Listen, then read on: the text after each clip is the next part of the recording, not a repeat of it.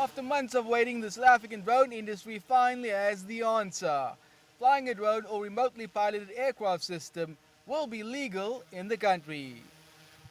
That is, of course, if you follow the new regulations that have been set out by the Civil Aviation Authority.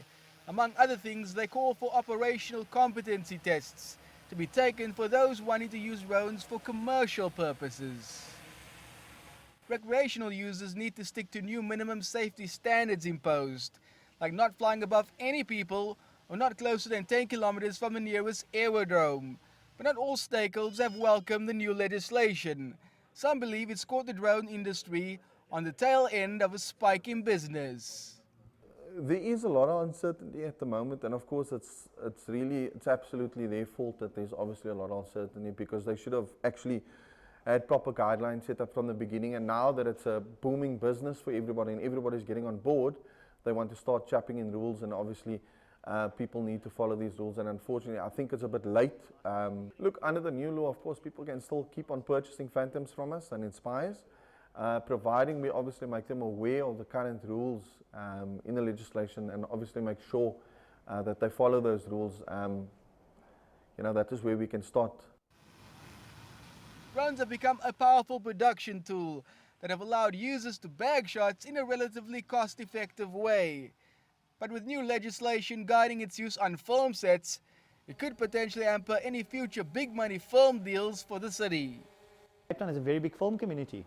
It's a massive industry. We know of a lot of jobs that went away that needed to have aerial camera footage, and they couldn't. And when those jobs were taken away, they didn't come. When they couldn't use the aerial cameras, they basically didn't come to South Africa. So the amount of money not coming into the country on the film sets is also massive.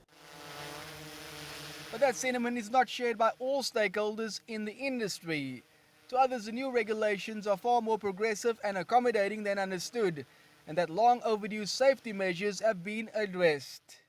I definitely think having regulations is a great thing. Safety is really important, and with the ease of flying these machines these days and someone buying on off the shelf, you can potentially be flying quite a big, heavy, potentially dangerous aircraft without much experience, and having some sort of regulation will be great to stop amateurs or fly-by-night type people getting involved.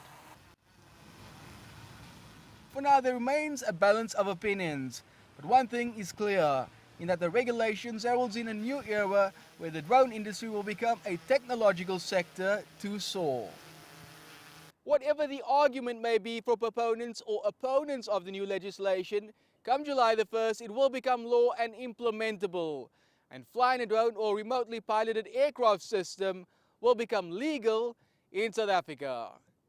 Travers, CCTV, Cape Town.